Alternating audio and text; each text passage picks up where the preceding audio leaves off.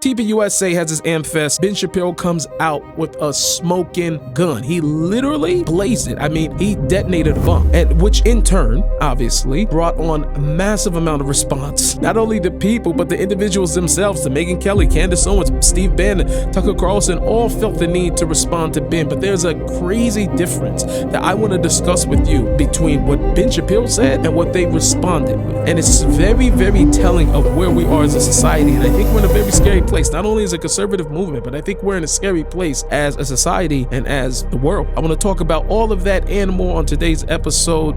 Roll the intro. Ladies and gentlemen, welcome back to the Nissim Black Show.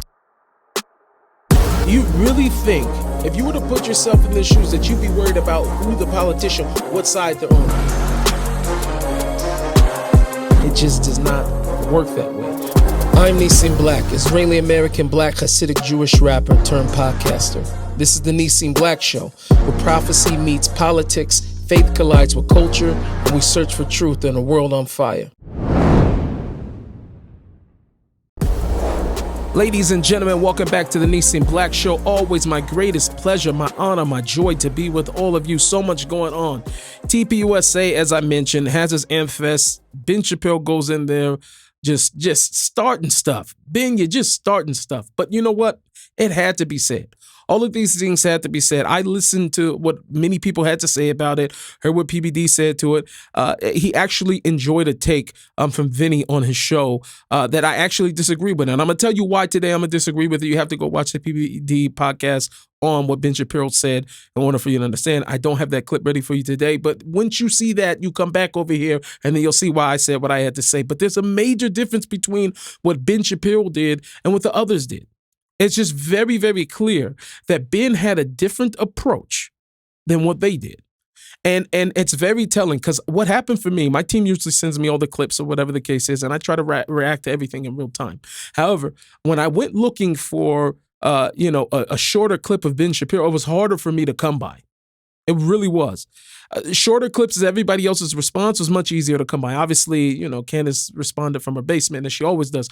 But everybody else who was on stage, who spoke that night or the next night or whatever the case was, very short clips, easy to find, those sporadic moments or whatever, but their full speeches were not out there. As opposed to Ben Shapiro, everybody was reposting his speech. And I think this is very telling because the same reaction was coming from the crowd. Now, I would say that Megyn Kelly, which I think she spoke the next day, not the same day of, she did have some more of crowd, but obviously there was a crowd there that wasn't necessarily there to hear Ben Shapiro because they chose a day that he was not there speaking.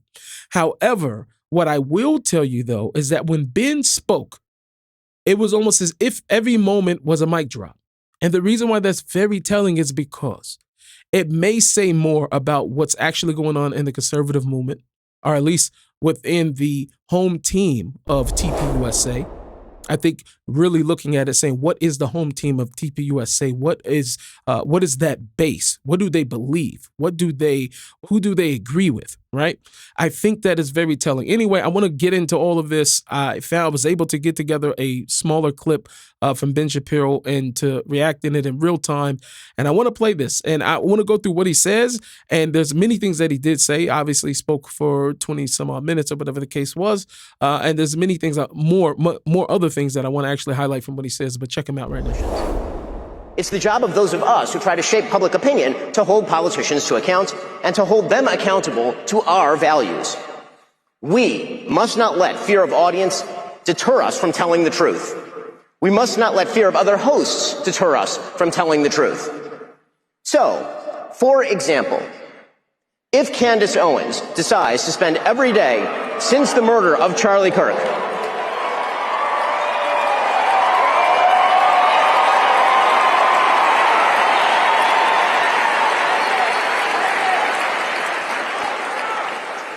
So, if Candace Owens decides to spend every day since the murder of Charlie Kirk casting aspersions at TPUSA and the people who work here, who worked with Charlie every single day, his best friends, to cast aspersions at Mikey McCoy and Andrew Colvin and Blake Neff and Tyler Boyer and, yes, at Erica Kirk, and to imply or outright claim complicity in a cover-up over Charlie's murder, to spew absolutely baseless trash implicating everyone from French intelligence to Mossad to members of TPUSA in Charlie's murder or a cover-up in that murder, then we, as people with a microphone, have a moral obligation to call that out by name.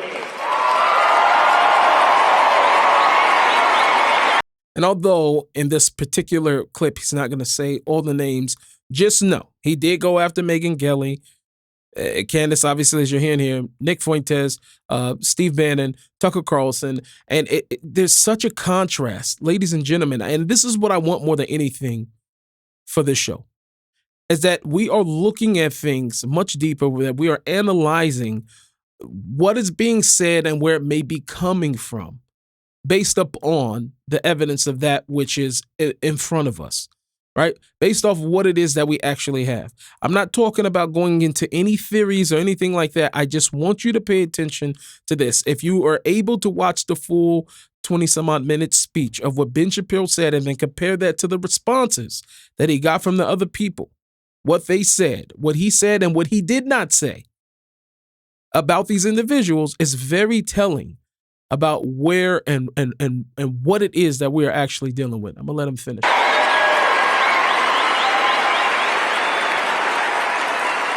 Erica Kirk and TPUSA never should have been put in the position to have to defend themselves against such specious and evil attacks, particularly in a time of mourning.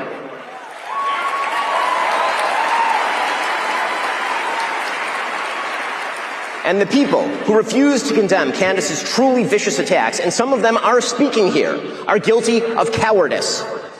Yes, cowardice.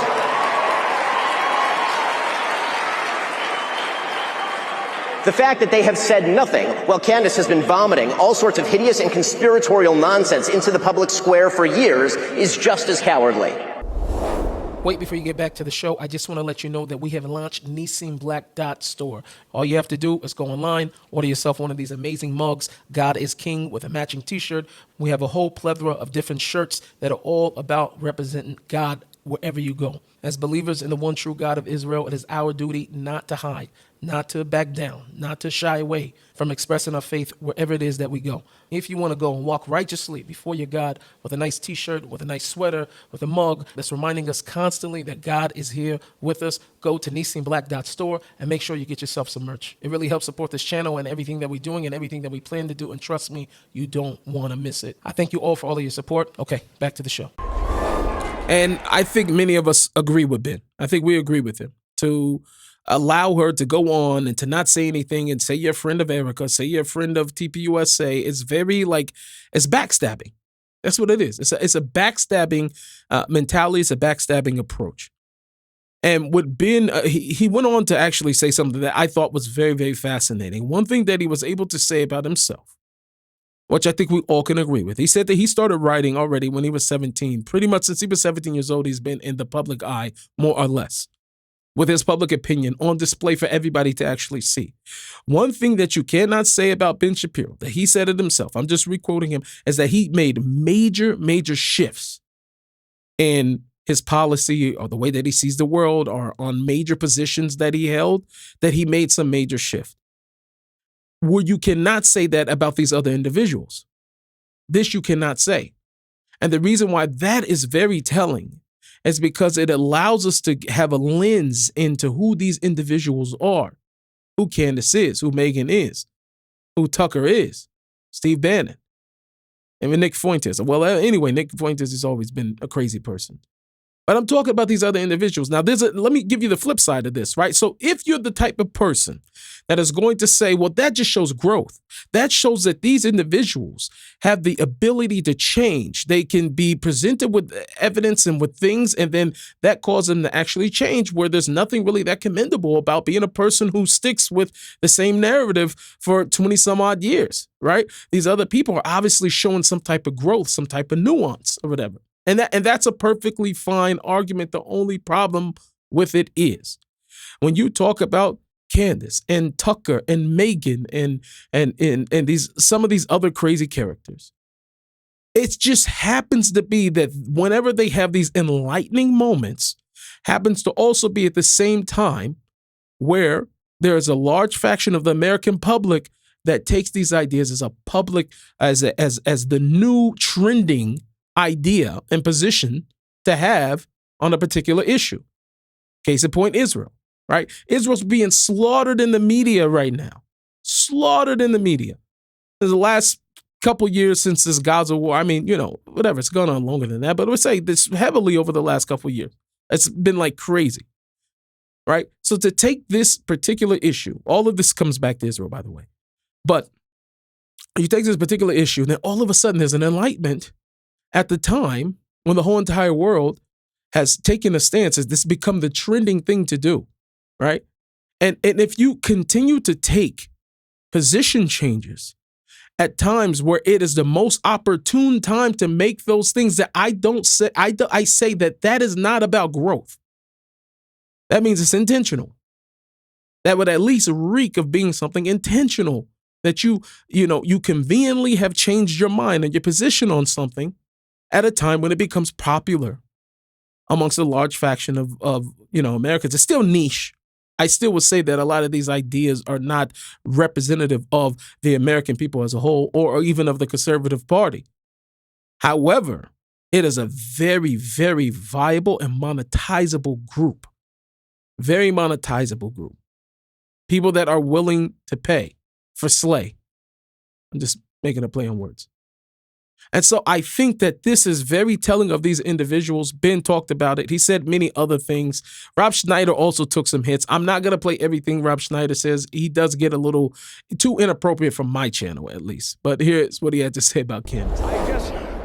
I just heard that Candace Owens has proof that the Venezuelan boats were blown up by the Zionist state of Israel. And it's true because Candace had a dream about it. All of Candace's dreams come true, especially the dream she had when she was a little girl about one day becoming the biggest grifter the internet has ever seen. But there is a glimmer of hope. After a conversation that she had with Erica Kirk, Candace Owens has promised to be 3% less completely retarded. But we must give Candace credit.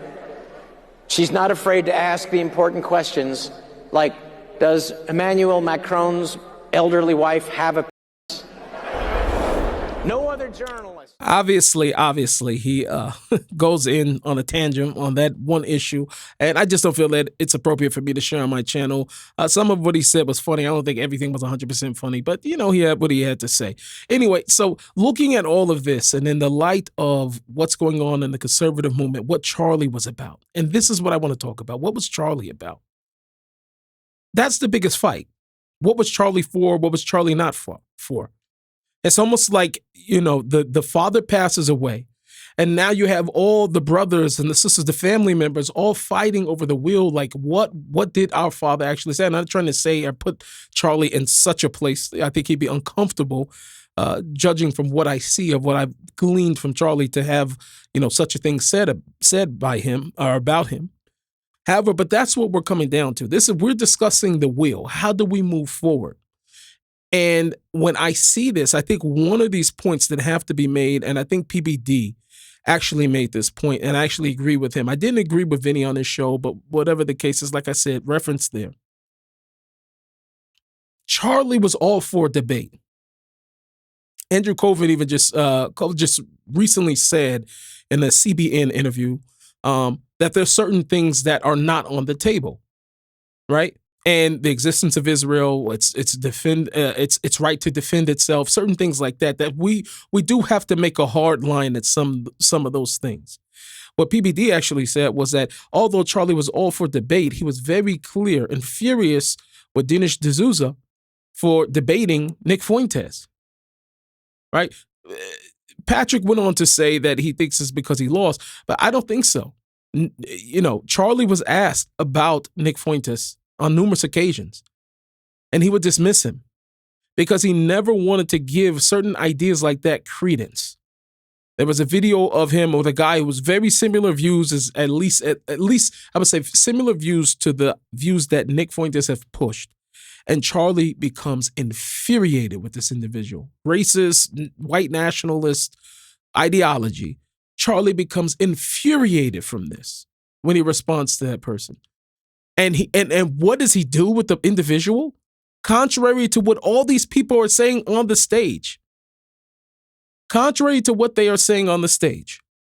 Charlie attempts to silence the person. He doesn't want him heard.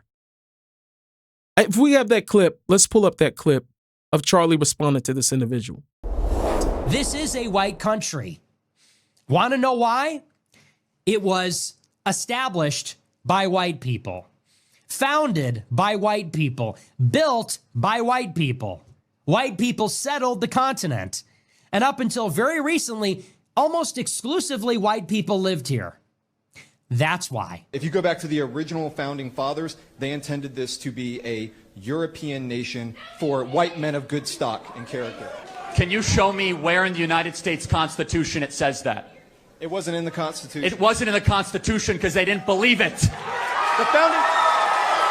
What does the phrase e pluribus unum mean? Why is that relevant? Because it was on every founding document and presidential seal from our founding, which means out of many, one.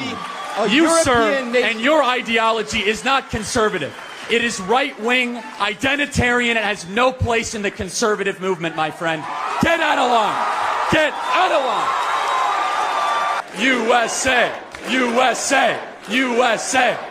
So we can even see from this particular clip that there were opinions that even Charlie Kirk himself did not think that they were worthy of giving a platform, worthy of debating. And those opinions happen to be the very opinions that Ben Shapiro and many like-minded people, Officer Tatum even, regardless of the controversy of how close he is with Candace, that is a completely different topic.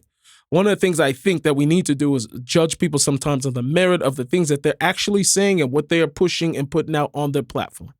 And that's one thing that I would say. Regardless of that, I understand that that is a controversial topic, not discussing it here just for the sake of dealing with this TPUSA. Constantine, right? There's been a I would say less boisterized, more old school, if you want to say, opinion about Israel and about a lot of these issues and platforming, not platforming, or what ideas are to be paid attention to. What people need to understand about the Charlie Kirk that we knew before 9/10 would have been in the Ben Shapiro camp. He would have been with Officer Tatum in his camp. Now, the nuance comes in that when we start talking about platforming people like Tucker Carlson, and we're talking about platforming people who have these crazy views, he had a gavul. He had a limit. Candace was at that limit. Nick Fuentes was at that limit. He did not feel that it was appropriate to platform these people. We know this from the people that are closest to Charlie. I've said this numerous times. Right? Where somehow Tucker gets to skip that. Maybe because the way that Tucker plays everything is, I'm just asking questions. He comes off softer. He's not, overly boisterous or as, off-putting maybe as Candace and Nick Fuentes may be. But there was a picture of Myron Gaines there. I don't know what the relationship was. And if anybody knows, I don't know. I don't know if Myron Gaines becomes a voice of, TPUSA, or a voice that Charlie felt was one to hear. Judging off of who he said that, those who were outside of that for him, I don't think Myron Gaines also fits in the camp of people that gets platformed by Charlie Kirk had he been here. So I'm saying all of this to say that there's a major, I'm going to get to all these responses, but I want to let you know that there's a major shift right now. We're going to have to start asking questions about TPUSA. Who are you? As much as we love you, Erica, as much as we feel for you, as much as we feel for the organization and its laws, identity is going to be a major, major key, because these are not small things.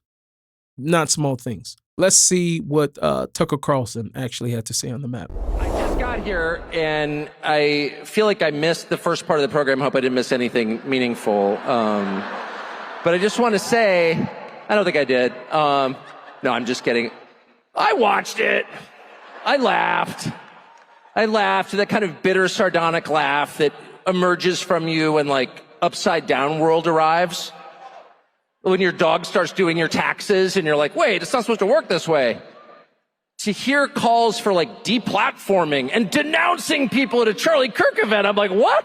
This is hilarious. Yeah, this is hilarious. Actually, one of the clips, I was listening to myself, thinking as I often do when I hear myself speak, which is never, because I never watch myself, but at these events, they always play, like, the role of you. And I'm like, that guy is pompous. Woo! Sorry about that. We don't see ourselves clearly. But the prediction that, at some point when Republicans took power again, which I did everything I could, to help, and really felt that was important. I still think, I was right. But I really thought that the impulse to deplatform people, or even to use the word platform as a verb, which it's not, it's a noun, don't steal my nouns. I think some of this is just a matter of semantics. One of the things I'm observing right now from Tucker, and one of the things we keep saying, it's this whole, laugh off everything. Nothing's actually ever really serious. And I think that this is why he skipped that, like, place of where he gets platformed.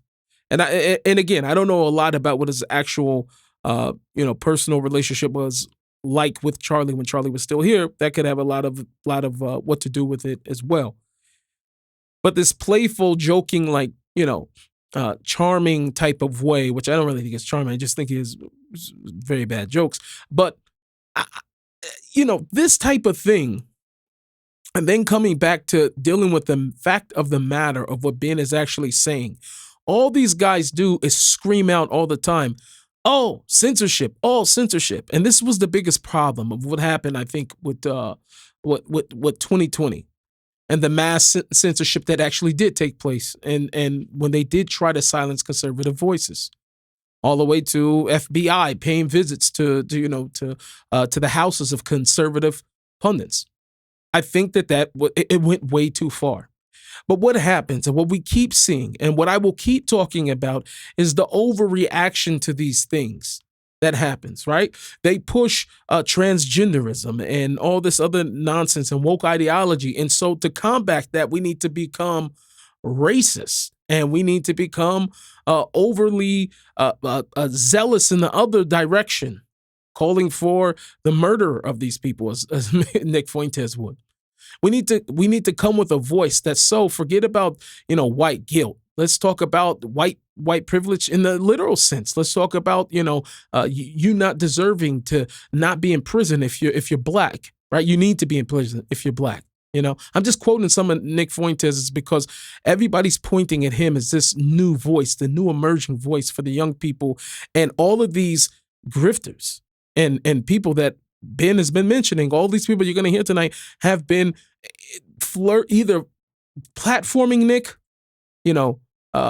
his ideas, perhaps even his way of seeing things, putting him on their shows, softballing him. And it's so important because Charlie was not for that. He was not for that. There was a place and a time and a limit. If Tucker felt the way that he felt, that's the question. Does Tucker go on and speak at AmFest if he has Nick Fuentes on while Charlie's still alive? This is my question. That interview takes place, and I'm telling you, think about it, people. Think about the Charlie that we knew, not the ones that people are making up. Tucker Carlson has this interview where Nick Fuentes says he loves Stalin and all the other nonsense that he's spewing on there, even though that was a better version of Nick that happens on his own live streams. Okay? That conversation happens, has its impact. You still think he turns up to TPUSA AmFest? I don't. And not without a major condemnation from Charlie Kirk. I just really don't. And so I just want us to be mindful of what we have already understood about Charlie Kirk and who he was, where debate happened and where it did not happen. I'm going to let Tucker Carlson fill. Deplatform and denounce. Why haven't you denounced somebody else? The whole like Red Guard cultural revolution thing that we so hated and feared on the left that we did everything we could to usher in a new time where you could have an actual debate. I mean, this kind of was the whole point of Charlie Kirk's public life. And I think that he died for it. I really believe that. He didn't die to have debates with the ideologies of Nick Fuentes and white nationalism and, you know, Christ is king. And if you don't believe that, then you must be executed, publicly executed. He didn't fight for those things and for those to be as a matter of debate. Even when it came to Israel, policy issues, yes, too much support, less support, right? What the role is and what U.S.'s role is in Middle East and everything. These are policy issues over here that he was all for that debate. But he did have guardrails and he did defend what he defends. So it's so crazy to me that you can have, and Tucker is the epitome of a disingenuous individual. He just really is. And this is why we have to stop the tape like we're doing right now and watch it and analyze it. This is game tape. We need to be able to see how the defense is lining up, how they are being manipulative. We need to watch how they're disguising things. That is the only way to beat them. And literally, I mean beat them. And I know a lot about it because the last several months of Charlie's life were devoted in part to arguing about this event, in fact, this speech, in fact, my speech here, which he asked me to do earlier this year, this summer, and was immediately put under just immense pressure from people who give money to Turning Point, I would assume good people, but who wanted him to take me off the roster. And this has all become public, and the whole thing is so sad that I never talk about it, except to say Charlie stood firm in his often stated and deeply held belief that people should be able to debate, and that if you have something valid to say, if you're telling the truth, you ought to be able to explain it calmly and in detail to people who don't agree with you, and that you shouldn't immediately resort to shut up racist. You shouldn't immediately go to motive. By the way, shut up racist is the #1 reason I voted for Donald Trump. And because I'm just sick of it. I mean, first of all, if I was a racist, if I was a bigot, I would just say so. Okay, it's America. You're allowed to be whatever kind of person you want. I'm not. I'm sincerely opposed, have always been, and will always be. But the style of debate where you prevent the other side from talking or being heard because you immediately go to motive, well, I wonder why you're asking that question.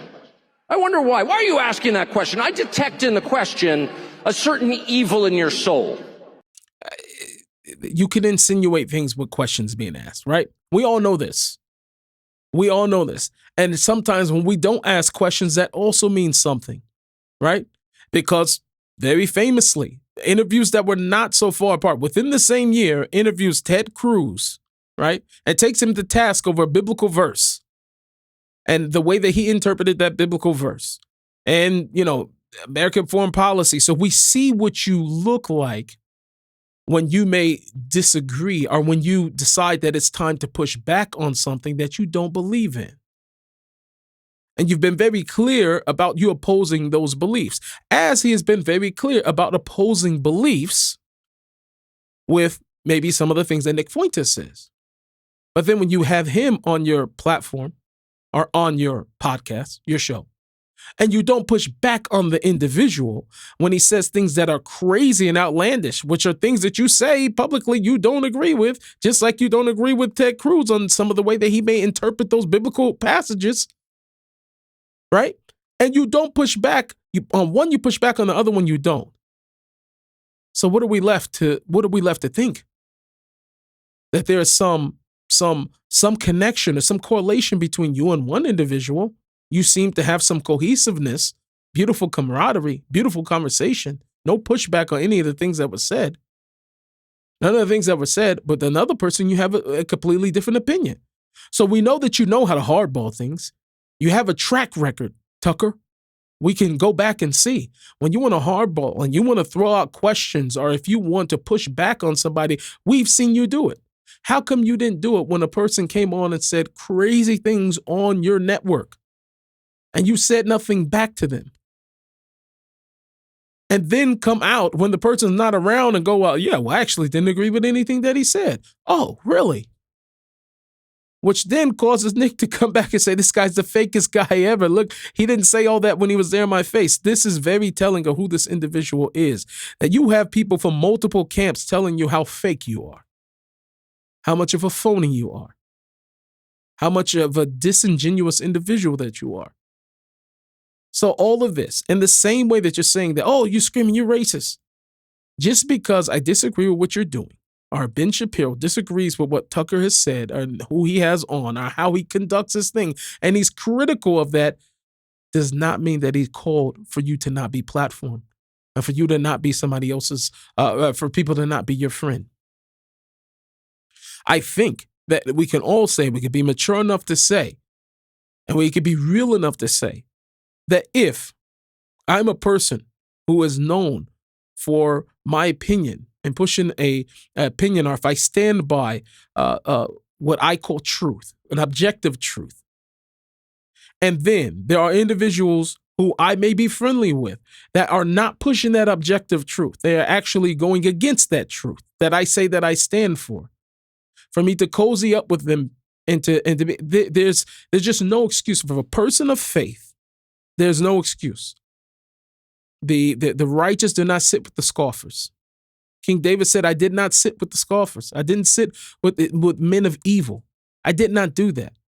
It don't mix. It don't go together.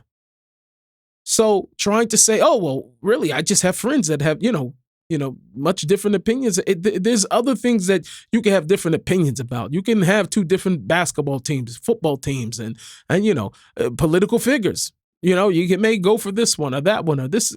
We can understand those things. Or when it's a completely different, understanding of politics, you can have those things. But some of these things have gone on way beyond the things that Nick says on his live streams is way beyond. And that's the same way that Charlie Kirk felt. So quit acting like every time Ben Shapiro or anybody critiques you, they're calling for you to be deplatformed. That is not what's being said. That is you screaming, racist, racist, racist, because you don't have an argument. You'll say, oh, they're just screaming for me to be deplatformed. And people agree, they cheer you on because nobody wants to see somebody deplatformed. Nobody wants that. In the name of free speech. Hiding behind free speech while you insinuate and ask questions that can possibly lead to the harm of people, the harm of the country, the harm of, buttering up, terrorist, and then flipping everything around, saying, Winston Churchill was a villain, and allowing these things. You cannot hide behind free speech with all of these things. I'm sorry for the rant, but it's just true. Tucker Carlson is a deceptive individual. Very, very deceptive. And everyone listening should know that listening to you implicates them. And that they someday may be asked to denounce you. And that friendship is not a reason to defend someone. It's not. Love is no defense. I kind of thought we'd reached the end of that. And as far as I'm concerned, we have. And I'm not going to play by those rules. I'm not going to engage in that. If someone doesn't like what I think, fine with me, as long as I get to express it. That's my view. And I think this is just very telling, ladies and gentlemen, of where we are and what's going on. And more so for some of us who are a little bit older, not that old. I mean, I guess I'm still in my 30s, but about what our kids are going to be faced with, what type of decisions and what type of policies and what type of individuals will be there for them to be looking at as they get older. This is such a crucial time. Now, Vinny from PBD Podcast actually had said that he felt that this was such a distraction. Tim Pool also came out and said that this is not only distraction. I think his biggest issue was it was boring. to see all these people go back and forth. Like, I'm not signing up for that. That's the way he came at it. I disagree. I disagree also with the fact that Vinny says from PBD, I think the fact that he said that we should have been united against the left. That's where all the energy should have went against the left and the radical left instead of all the infighting. And as respectable as that sounds on the surface, that means that we're out of touch. If we could take that opinion, that means that we'd be very out of touch with what's actually taking place today. How far these two factions of the right are on particular issues. They're very, very far, very, very distant. And it would seem as though the biggest and dividing figures of this, and I say figures, people are always trying to find the one, right? So a lot of people think it's Candace. I don't think it's Candace alone. I think it's also Nick Fuentes, right? Even as dangerous as I think a person like Tucker is, and the whole, and the reason why I say he's dangerous is because sometimes he comes off very much so like he is he's a neutral person, and he's not really any, and when you hear him ask the questions, you see what he's insinuating. You see the opinions that he has, and you see the deception that he uses. He'll bring on, the nun with the mustache, and he'll start giving you a narrative that's not actually a real narrative, but he'll push it. And he'll bring other people on to continue to push narratives that everybody knows are not true. But he'll sell them to you in a way that's very sly, because he has a wonderful, personality. He just laughs and he jokes. Everything's just a joke with Tucker. This is what makes him actually more dangerous than the other people. It's the way of which they go about it, right? Nick is very in your face. Candace is very in your face. A little bit less than Nick, but she's still very much so in your face. She hides behind questions. Nick's not asking no questions. He's giving solutions and answers, horrible ones, but he's giving solutions and answers, which is probably why he's growing at a faster rate than the other two, because people just much rather hear what you actually have to say than you hide behind the guise of questions, right? And this is probably why, like I say, but I think between those two, they become the dividing factors between Nick and Candace. And I think that these two, and I don't know if it's necessarily a conservative party thing that's happening. I don't know if it's just a conservative party. I think that there are a lot of independents and people that voted for Donald Trump that were not necessarily part of the conservative party. We're talking about maybe somewhere in the guise of free agents, basically, right? And they're getting caught up in the midst of all of this. So there's more responses I wanted to get into. Here's the next one actually coming from Steve Bannon. Let's hear what Steve Bannon had to say. Shapiro called Breitbart Trump Pravda. When he left, he called it Trump Pravda. And he was kind of right. We had to be. There was no other news site that was supporting President Trump. When poor Megyn Kelly came out in that first debate and made what looks like now some innocuous questions, right, about Trump's Facebook page or his Twitter feed, about Rosie O'Donnell and others, have Jack Posobiec ask her how it turned out. We unleashed the dogs. We were maniacs. Why? President Trump had no backing at Fox, had no backing at the National Review, and at 16, that would have driven him out of the race. So we had to be there. But Ben Shapiro is like a cancer, and that cancer spreads. It's a cancer, and it metastasizes. He tried to take over Breitbart, and I ran him out of there. He tried to take over David Horowitz's, who was his mentor. Don't ask me. Ask the guys associated with David Horowitz what he did there. He tried to take that over. And mark my word, he will make a move on Turning Point because he's always been envious of Charlie Kirk. For me, I'm just being honest with all of you. I don't understand what this has to do with anything. This is what I'm talking about. Notice the difference between Ben and everybody else's feelings. Tucker got on in a very jokingly way. He started out and he said what he had to say. But he talked about his feelings about himself, what he really believed, and how he's not going to engage in this. It's about love of Qatar. I'm just putting that in there. He didn't say it. I'm just saying it for him. Right? And And Steve Bannon is what Ben Shapiro really is. He's a cancer. He tried to take over Breitbart and all this, things that are not verifiable. This is what I'm saying. Things are not verifiable. And this is the problem with all of these people, is that Ben has built a brand on facts don't care about your feelings. Let's discuss what are facts. The common thread of these individuals is that they don't provide facts. They provide feelings, conspiracy. And this is what's going on. Ben tried to take over Breitbart. Ben was very public about his position and made a whole thing on why he decided to vote for Donald Trump in 2020. He was very public when he was against Donald Trump, and he was very public about when he decided to support Donald Trump. And it has been very, very clear, which I would say is even within the realm of not really changing on major policy because it's all inside the conservative movement. Right, I think most people would say if the only issue was of change, right? Like I'll never make it a big deal about Candace Owens basically switching to Vivek Ramaswamy. When it looked like Trump was not going to win, she switched. She switched. Trump was still running, but she switched, and Trump don't forget these type of things. So Trump remembers that lack of loyalty, which now has spun out to what it really was. She's gone back to who she was as a leftist as far as Donald Trump is concerned. However, her going out of that now and supporting Vivek, that's not a major change. If that was all that we were dealing with Candace, that'd be one thing. But it's more major than that. And these evils that you are seeing, that this deception that's going on from these individuals it's a spiritual problem, ladies and gentlemen. It is a spiritual problem.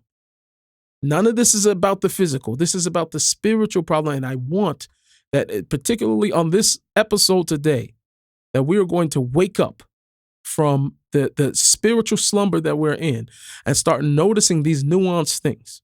I want to continue with Bannon. Bannon is going to continue to critique Ben's character and all these things that he's trying to do. He wants to take over more of the Jews are trying to take over. He didn't say Jews. I mean, come on. We know what we're dealing with here. This is not about speech. It's not about deplatforming. This is about power politics and what Charlie Kirk believed in to the core of his being. That America makes decisions for America and Americans make decisions for America. That was Charlie Kirk.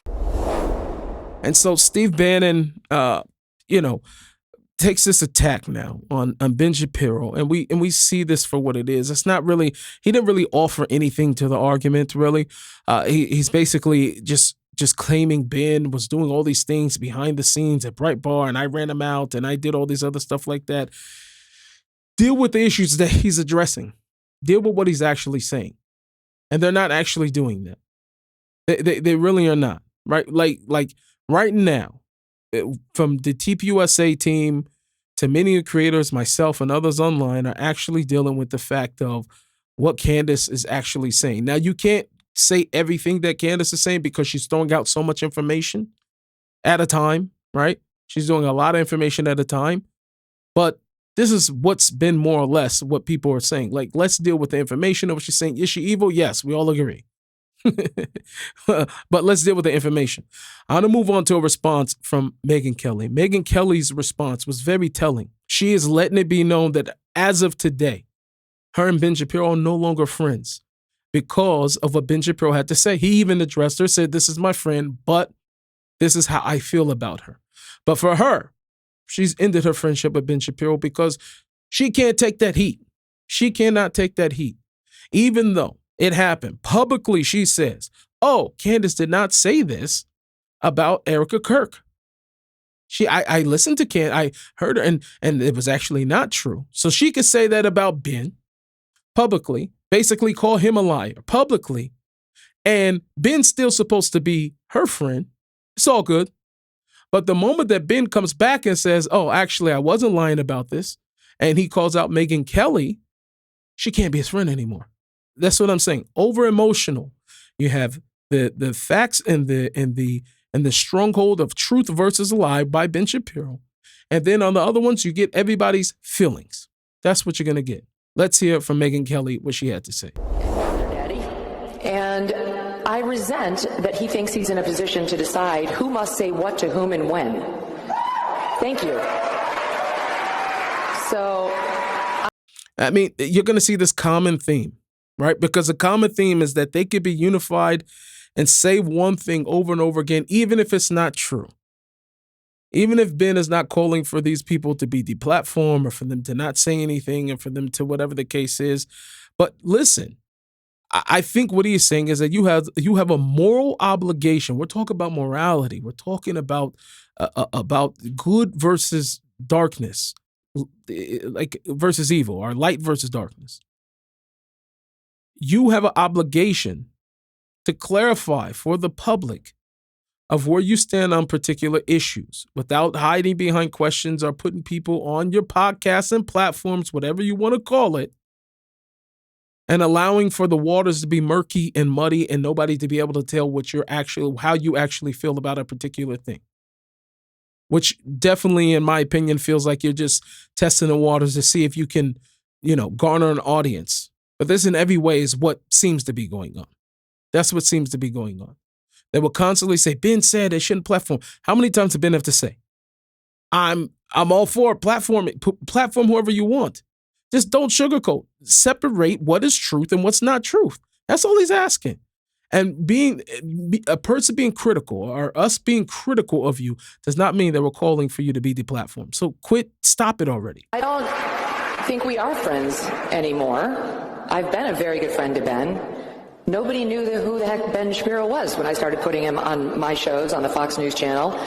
And now the personal attack. I helped Ben out. I was the one that helped Ben or whatever.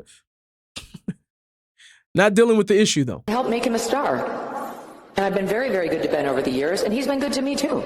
He just recently came on my tour, as did you, and I gave him the most kind introduction I could possibly give him because I know that he's losing subscribers a lot. Which is actually not true. I actually looked into this. Ben is not losing subscribers. Complete lie. But this is what I'm saying. If they keep talking, it doesn't have to be factual. It just has to be what they feel, right? Because they feel that this other side, the Nick Fuentes move, it's so relevant. Ben Shapiro's just not relevant anymore or whatever. And you feel like if you say it enough, then it is actually true, but you have to be able to bring these things up. And I actually did research on this, and it was actually not true. Ben has not been losing subscribers. The algorithm has changed on YouTube for over the last several years for everybody, every single person, and it's become very, very clear that if you are of the opposing views, if you oppose Israel, if you oppose, some of the more traditional things, regardless of whether you want to say it's Qatari, Saudi Arabia money, whatever's influencing the fact that the algorithm is going a particular way, does not mean that in real life people have actually been changing their mind about major topics just as much as all of you have. And so I tried to do something nice for him by giving him a long 10-minute intro and personally vouching for him. And we mixed it up on Israel out on stage. It wasn't Israel because we're on the same place on Israel. We mixed it up over whether Tucker Carlson should be excommunicated from the conservative movement, which I do not believe. And thank you. And when it was over, we hugged, said goodbye, and then we had a nice text exchange a couple days later saying our friendship was important to us. And the next thing I saw was him attacking me on stage last night as a coward. So that's not friendship, and I think that's fine with me, with friends like that. Call it whatever you want to call it. I call it cowardice. To not call out ideas that are against things that you actually stand for. Why? The whole entire idea, no enemies to the right. You either stand for God and morality or you don't stand for God and morality.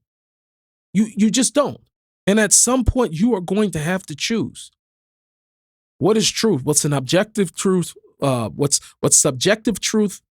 You are going to have to choose. You cannot live life murky. And this is the problem with this whole entire idea of free speech. And I can talk to whoever I want to, and I can make a platform or whoever, which is all true. You could do all of those things. Let's say that you could do all of those things. In the position that all of these individuals are, they are in trusted positions to present to an audience facts, right? All of them guys have been under the guise of journalism, are journalists, right? That they are giving over to their audience. And that's what people signed up for, is that I'm coming to you for you to give me the news, to give me the truth, to give me facts, right? So the idea that you want to use the banner of free speech to spew out even opposing ideas or to play devil's advocate and hide it and manipulate it in a way where it's not really clear where you stand on a particular issue or on a particular individuals that have crazy understandings and ideas and ideologies that are completely from hell themselves, right? Complete devils. And to play with all of those while you have a audience that has come to you expecting to hear the truth, to hear unadulterated truth. That is not called using free speech in the proper way. You're becoming entertainment. Candace went on for months and months talking about the Macron and whether or not she's a man and all these other things like that. Like, I just want to understand the relevance of that, where we are as a society and in the world. And this is what I'm talking about. It's like, oh, I have free speech. I can talk about whatever I want. Free speech is about to put Candace in court with the Macrons. And I wouldn't be surprised if there's many more lawsuits coming because of the banner of free speech. We'll see how free the speech was. Okay? But you cannot hide behind the banner of free speech and say, well, we have free speech, so therefore I'm going to spew out every single disgusting idea and whatever this is, and I'm going to put those things on my platform underneath the banner of free speech because, hey, we got free speech. We can use free speech however we want to. That is, it's a major gap in today in society when I see young men, young black men. I grew up in a different era. Young men, a lot of young men today, I'm not saying everybody, they don't know the difference between when they're having a job interview and how they need to speak to a new potential boss or to even customers. I've walked into some professional settings, was very disturbed at the slang and the lack of ability to be able to hold a decent conversation. And I'm picking on the brothers just because that's where I come from. That's where I come from. My mom, my mother was from the hood. My mother, God bless her, sweet lady. But my mother was a gangster when she was young. My mother was hood, okay? She also knew how to work, go into the workforce. She knew that when she was on the phone with a friend, there was a big difference. And when she got on the phone that was to pay a bill or to have some type of professional conversation, her voice would change. She would have a different type of conversation with that people and with that person. And I learned from that there is a separation. There's when I'm talking to my people from my neighborhood. There's a difference when I'm speaking to someone in a professional setting. There's a difference, and that difference is okay. But we have celebrated the free speech and the freedom of personality so much today that I'm a be me. It's all about being the me, the real me, right? Which we don't really realize. That each individual you have several me's inside of you. We have several different personalities. We respond different to the crowd of people or individuals that are around us. This happens all the time. People change who they are based upon the environment that they're in. So there could be several yous. How do you know which one to choose when you're talking about being the real me? It's important. Who's the real me? Because if the real me is the person that's crass and loud, says whatever I want, is boisterous, and I'm talking a lot to these young people because the reason why people like Nick Fuentes has platforms or whatever, it's just, oh man, he's so real. He's so real. He's just saying it how it is, right? Just saying how it is. Now, he was very inspired at the beginning of his career, obviously, to become that way by, I guess it's actually been said or noted from Donald Trump. But even with Donald Trump, as crazy as he is, as much as he tweets and as much as Donald Trump actually knows when to not talk like that. Donald Trump knows how to play politics. He knows how to be a particular way with these people and how to say and what not to say, how much to let people be privy into what it is that he's actually talking about and not talking about. He still comes from a generation of when he knows how to turn on and turn off that speech. Even if, contrary to many of us who've been supporting him for years, it's like, Trump, I wish you wouldn't have said that. He still tweets stupid stuff. So I'm not saying that Trump is above, not knowing where to put this limit at. But I'm saying that when it comes to a boisterous young person, like Fuentes or many others, Myron Gaines or whatever these kids that just shoot off at the mouth, I'm being the real me. Even if it's destructive. Even if it's destroying, a whole generation of young people. Even if it's going to lead to more hate, more vile, more anti-Semitism, and possibly even more death in the world because you want to be the real you or one of the real yous. Because many of us know there are many of the real me's inside of me. And then I think our task in life is to find the me that is the most, that can contribute the most to society, that can contribute the most to bettering the world, as opposed to destroying the world. And one of our favorites who loves to destroy the world and be the real them and ask all the appropriate and important questions is Candace Owens. Candace probably had the most personal response out of everybody else. That anybody that responded to Ben Shapiro, she took it and she's been very open. I'll give her that credit to letting us know. We've been privy to know that she has an anger problem. And this probably is probably the reason why we're able to see her today and realize there's something different in the face with Candace. Something's changed. She ain't the same. And probably because it's anger. I mean, I don't know. She was much less angry, I feel like, as a Protestant than a Catholic. She became Catholic and just became, I'm not saying Catholics are angry, so don't try to, I'm just saying whatever happened with this lady, she ain't the same. She's for sure not the same. Listen to her response to Ben Shapiro, and I just say out of everybody, she took it there. She really took it there. This one is so fully off of the mother effing plantation. Truly, Ben Shapiro, you and the midget horse that you rode in on. And I say that on behalf of the world. I know you're going to get applauded by Konstantin Kisin. Now, here's the thing. Oh my goodness. There's so many things wrong with this. There's so many things wrong with this. I just have to say, on the behalf of the world, Candace, you're speaking for the world. Candace, you were the one speaking for the world. And this is why she's setting it up. She's setting this up to say what she's going to say near the end of this. And hers a little bit, like I said, she goes out there and there's much to discuss. And I'm not going to get into all the things I want to get into just for the sake of time. I'm not going to do it. But I'm going to let Candace keep going. Her attack is so personal on Ben. Nothing to do with the fact that, what happened to, I'm just being a good friend and I'm trying to answer questions and, ask all the right questions and all the other stuff. Nope. This one gets very, very personal. On the behalf of the world, ladies and gentlemen, Candace Owens. And Andrew Christ is King Clavin and all of the people, the men who have to keep applauding what you do like you're a 4-year-old to make you feel good. But the rest of the world can't stand you.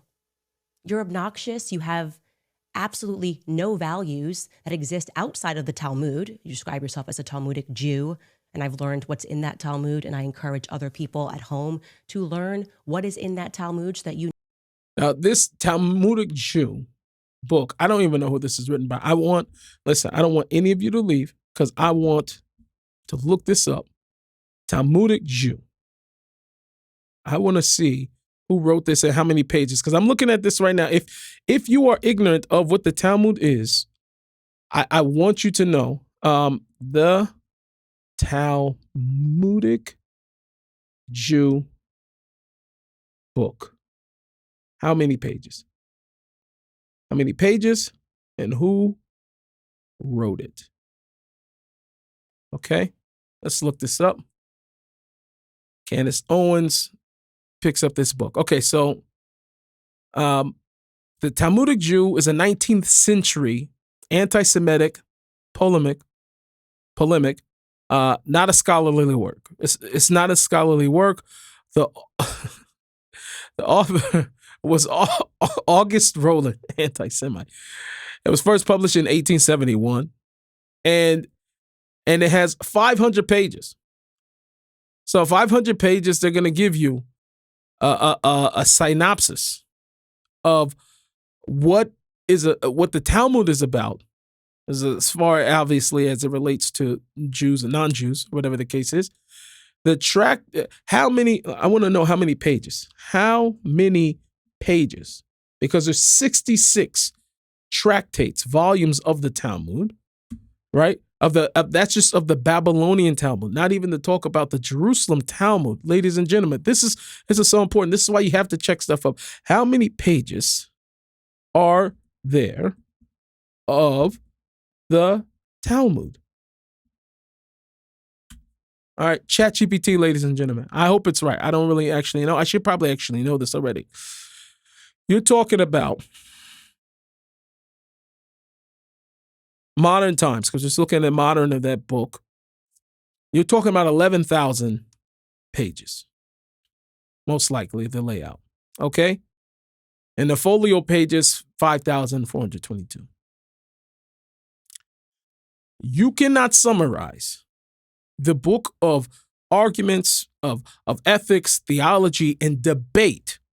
You talk about TPUSA, what Charlie was for. You talk about debate amongst rabbis of ideas that would even bring radical ideas to the party that they didn't believe in, but they would bring them in order to argue against those ideas back and forth. And reading this, 63 tractates, and reading all of this and being able to deduce from this, oh, this is an actual, when it's scripted and coded, where you have to uncode this. You're talking about people that spend several hours a day, 18 hours a day, learning these the Talmudic works and deducing them. And she's going to go, think of this book, just see how she starts pandering to a side because Candace is losing. That's a person who's really losing.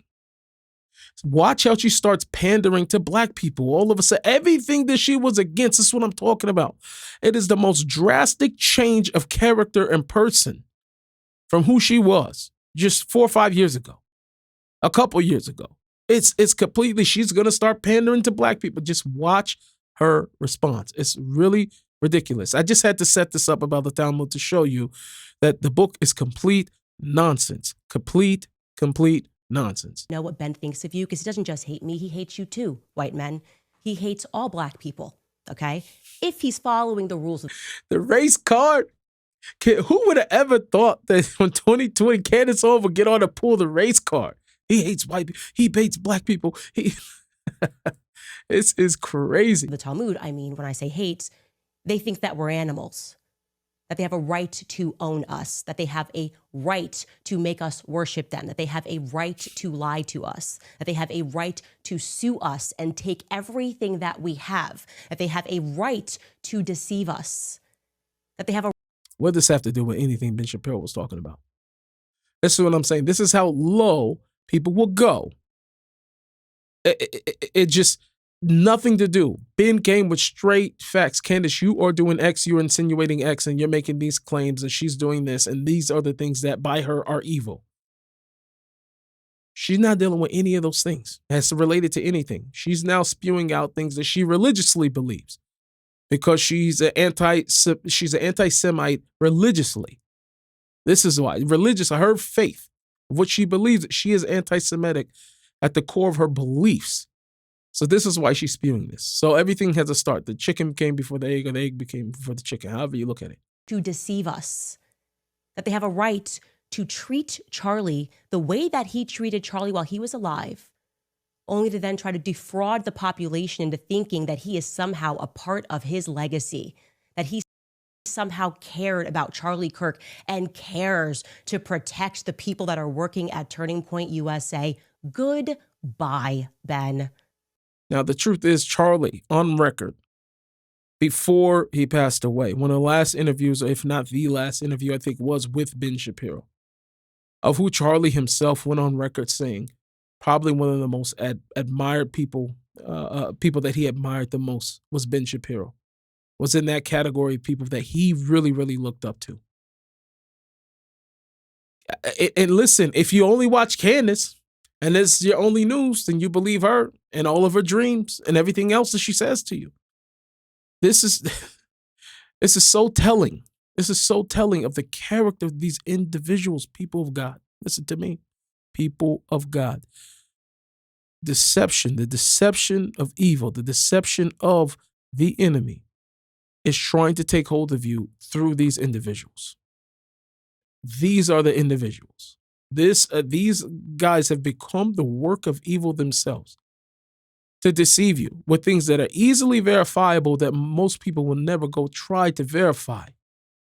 Because we have come, unfortunately, because I think of the lack of faith that we have in biblical principles, in God,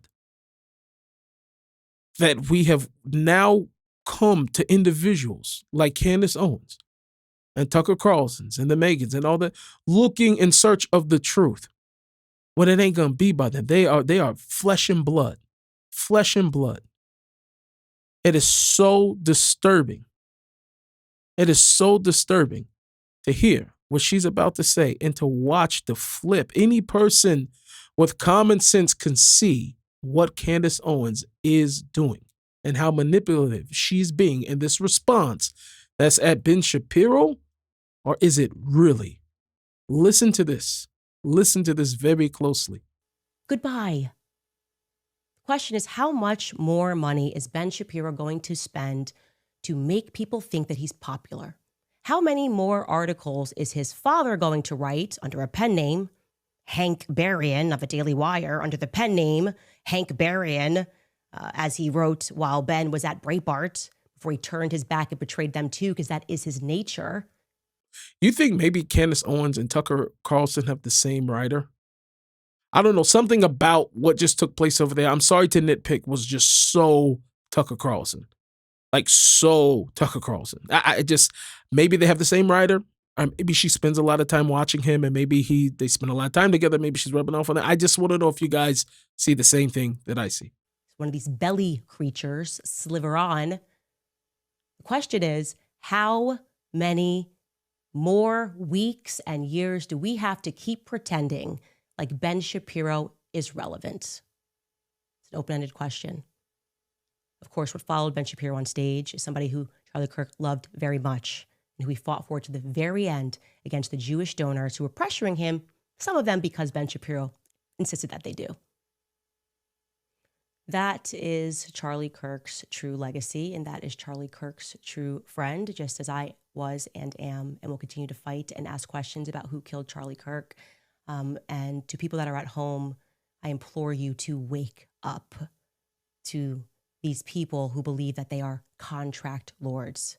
I challenge Black Americans to wake up to your true history, because your quarrel is not with white men, okay? Wake up to who publishes these books and keeps us warring with one another.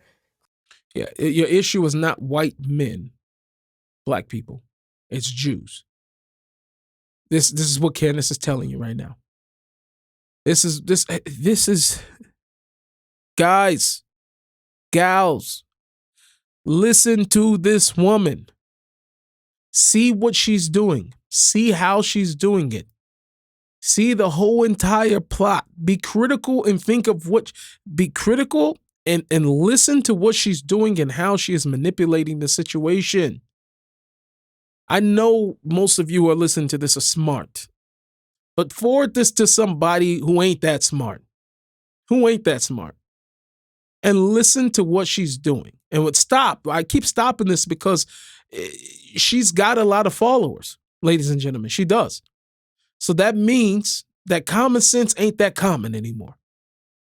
Because if it was, then she wouldn't have that big of a platform. But she does. So because of that, we need to stop sometimes and digest and listen to what just was said to us by this individual. I'm gonna let her finish. I'm gonna play this one out to the end of this clip that I have in one taking. So that's what we're gonna do. Christians versus Christians, right? Christians versus Muslims. Wake up and learn the true history of slavery, because that wasn't exactly a white men sport, okay? Jewish people were the ones that were trading us. Jewish people were in control of the slave trade. They've buried a lot of it, but it's there, and you can find it. I think all of us need to wake up to this, because it's making me absolutely sick that he is so bold that he dare sit near Charlie Kirk's chair, that he dare grace that stage when Charlie Kirk knew exactly what Ben Shapiro was and will always be. So again, on your belly, Ben Shapiro. Now, it doesn't take a rocket scientist to know that this lady has just hopped on every single false anti-Semitic trope storyline. Over the years, she's been doing this. And what's so crazy about this is that it is so in the face of everybody who just can pay attention to what she's doing. She just essentially just said to all of you, the Jews are behind everything. The Jews are behind everything. Behind everything that there is the Jews. Why are Christians fighting with Christians? Christians versus Muslims? What is that? As if there's no two religions, right? Judaism was before Christianity and Islam. Both Christianity and Islam have traits that mirror Judaism naturally, because they both come from Judaism, and they both admit that. They really both admit that. They have throughout history, all of the major priests and pastors, scholars, and it's any person who's a student of history on any level knows that both Christianity and Islam came from Judaism. Okay, so they both mirror Judaism. Judaism is probably the only one that can really say honestly that, hey, we're very much so like, Christianity and us, we really got this thing with Islam. We really got these things, and these things are very similar in whatever other cases. But I don't think, now we're talking about the world's two largest religions of Christianity and Islam. I don't think there could be nothing further apart than these two religions. And to say that the problem is not the differences of doctrine, which are completely different books, completely honest, and different eschatology, different way of life, different way of everything, different way of seeing the world almost. That to come up here and say that the Jews are really behind, and the Jews were the ones behind slavery, covering the fact that most of history forgets the Arab slave trade, which is still going on till today, which has been the most brutal for African Americans. The Arabs started this before Europeans ever touched foot over to go take a single African. The Arabs was already trading Africans. Africans were trading Africans, which is something Candace knew. And that was a point that she would argue back in the day. As opposed to switching completely that part of history, it doesn't exist anymore. To come in and say, bring the receipts, Candace. Show the receipts. Because when Ice Cube and when this one and that one was saying all this on Twitter, oh, the Jews were the ones behind it. Here's the thing. Let's say, I want everybody to critically think this out. There's Bernie Madoff. Completely desecrated the name of God with the disgusting Ponzi scheme, whatever the case is that he did. I want you to tell me how me, as a Jew, or Ben Shapiro for that matter, he wants to be our token Jew for today. How is Ben Shapiro responsible for what Bernie Madoff did? I just want you to tell me that. Because it was the Jews. Right? So if there was one Jew, and there's some Jews that had connections to owning some of the slave boats, okay, in commerce, business, whatever the case, owning some of the boats. So what does that have to do with, Joe Schmo or Jew Schmo, who's in a completely different continent, who was in Yemen, eating hummus and pita? What did so-and-so Cohen have to do with that person? Nothing. But when you hate Jews because you are taught and you believe in that, then they will be the source of all of your problems. And she kept on saying what Charlie Kirk stood for. Charlie Kirk had went on for record saying, and we've played it here on this channel before, how if you think that the Jews are the basis of all your problems in life and your lack of success, or they're controlling the world and all these other things, Charlie Kirk said it himself. You talk about the true legacy. We talk about what Charlie actually said in front of everybody. He says, then you have a problem. You have a personal problem. So Candace, Charlie Kirk actually says about you, what we know, what's recorded, is that you got a personal problem. You got a personal problem. Ben Shapiro says something about you. Now it's the Jews. It's the Talmud. Jews hate non-Jews. And she stands up for morality that comes off a biblical principle that comes from the Hebrew prophets who were all Jews. She worships a Jew. She has a Jew hanging on a cross behind her. You can't make this stuff up, people. You can't make this stuff up. And it's been said, all these people have switched up.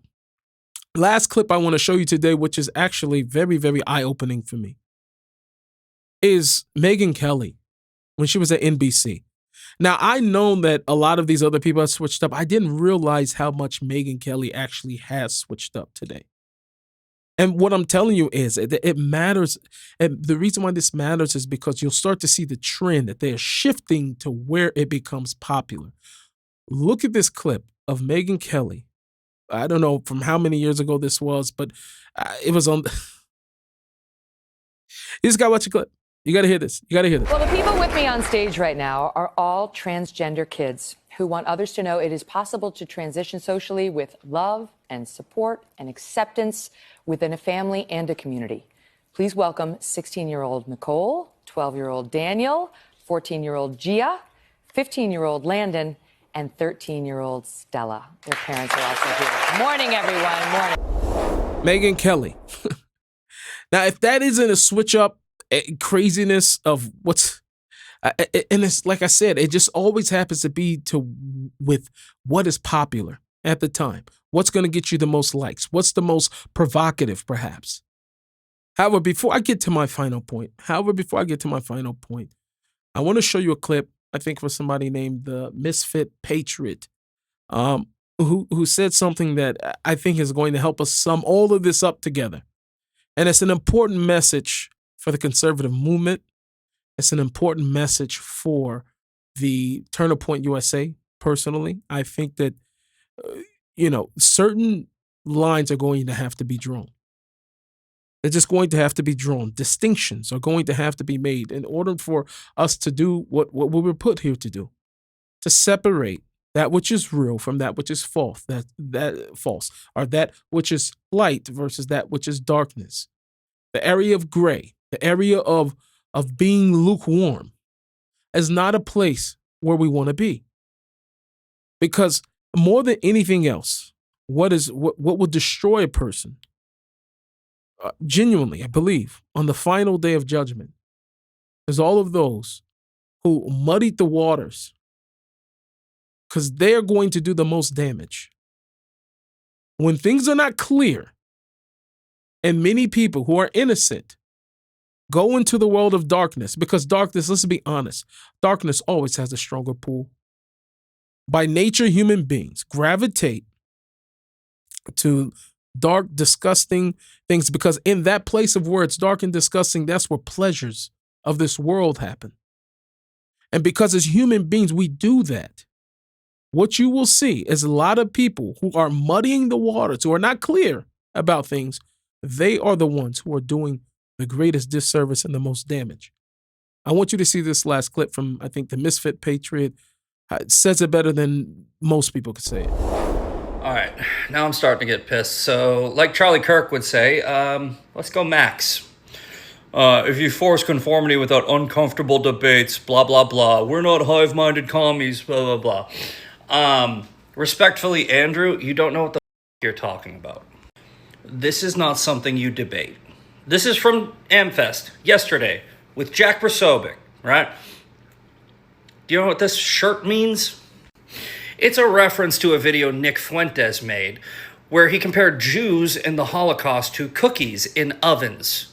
Get it? So let them cook means put them back in. You better define your organization, and you better do it quick, because we are tired of being fed this bullshit about how these people have valid grievances and we should hear them out. We shouldn't. When Hitler was running around in the 1920s talking about exterminating all the Jews, you shouldn't go, oh, let's hear them out, right? Because then you embolden them. You fight evil. You don't debate it, all right? You debate policy differences. You debate ideological differences. You don't debate people who call for the death of Jews. What are we even doing here, right? And before you start talking about how, well, we don't condone that, yes, you do. Because most of us understand that the only difference between him and him is tone. When you got people on your stage. And him, for those who are listening on the audio, he showed a picture of Tucker Carlson and Myron Gaines. And this is what we discussed before. It's tone. Tucker is the most dangerous. Like what I'm talking about over here in this place, or in this particular instance of muddying the waters, of lukewarm. Because tone. The tone.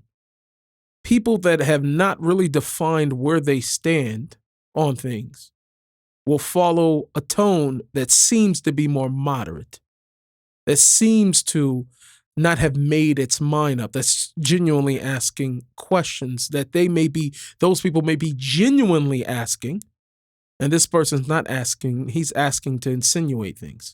Talking about Israel, right? They're not. They're talking about Jews.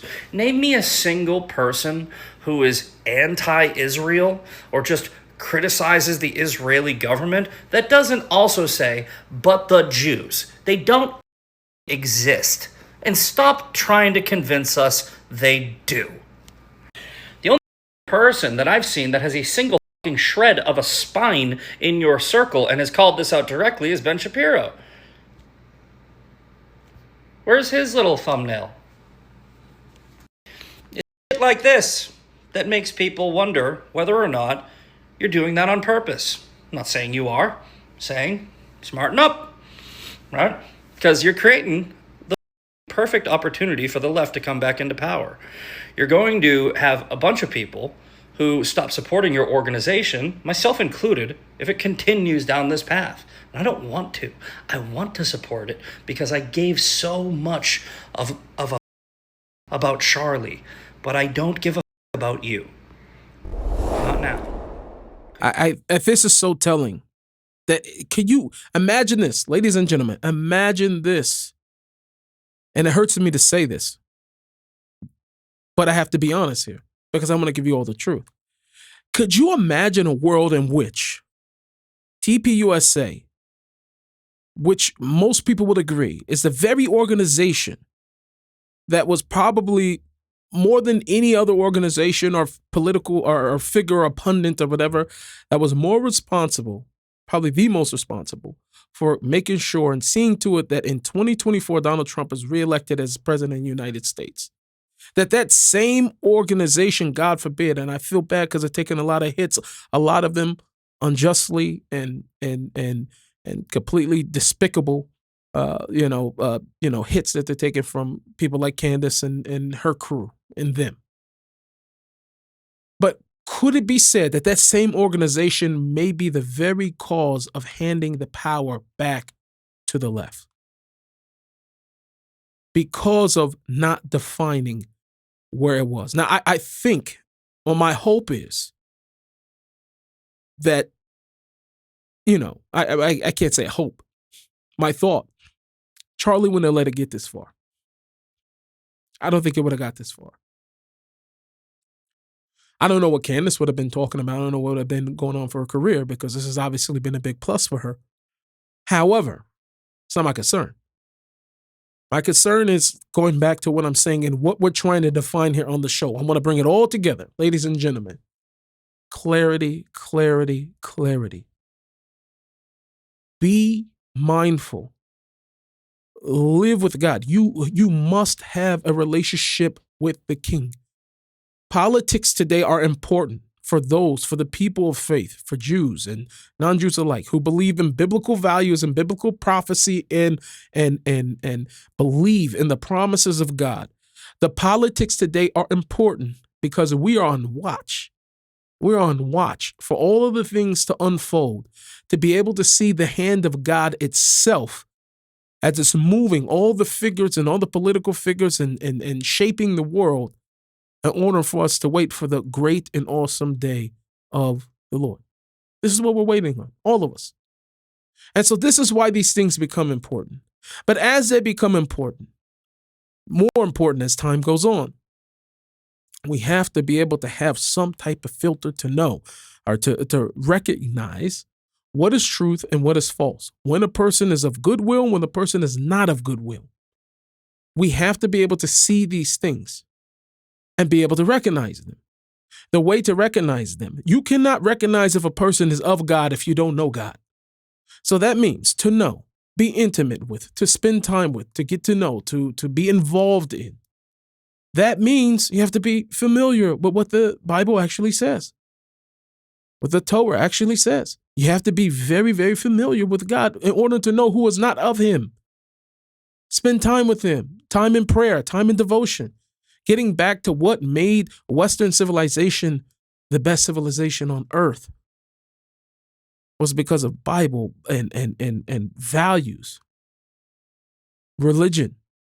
Any thought or any notion that it came from any other, secularism or any of these other nonsense and it just didn't. And most of these people, and this is what gets me the most, they're professing and claiming to be people of faith or people of values, when they're showing everything except for that. They're lying to people in front of their face. They are representing ideas and people that are completely anti-God on all measures. They're presenting themselves that way. They're flying off with F-bombs and B-bombs every second that they get to express themselves angry. There's no difference. If you have to tell somebody, like what most of these people do, if you have to keep telling somebody that you believe in God, that you are a person of faith, and you have to keep saying this over and over again to give yourself credibility, then you should know the reason why you probably feel overly compelled to keep talking about that or keep saying that and then go on with the same behavior that is not reflective of a person of faith. The reason why they probably keep saying it to you and you keep hearing it over and over and over again is because they know they don't live like it. I should be able to know that you love God from watching the way that you live. You shouldn't have to tell me that. I should be able to see from the way that you live that there's a relationship with the King.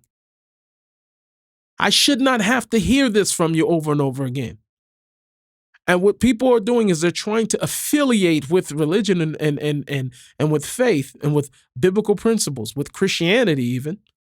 A lot of these guys professing Christianity, and I mean, I don't think there's anything more further. I could see, I know who a real Christian is. I just flew back a couple of weeks ago with it was a massive group of pastors that had a major conference here in Jerusalem.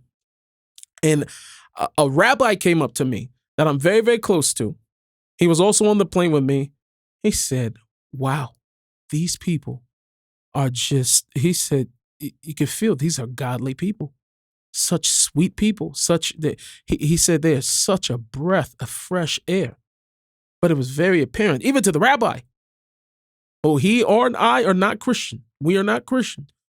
But we could tell these were men of faith based off the conversations and what we were talking to them, which didn't even have to be Bible. Some of these guys, I didn't even talk to them about that. But there's a sincerity that comes about when a person has some type of connection with real faith that you will not get from these grifters. So this brings me to my final point, ladies and gentlemen. Know your God so you can know who is not of him. And as we always say here on the Nissim Black Show, and how we end it always, is to remember to serve God or to live trying. I'm out.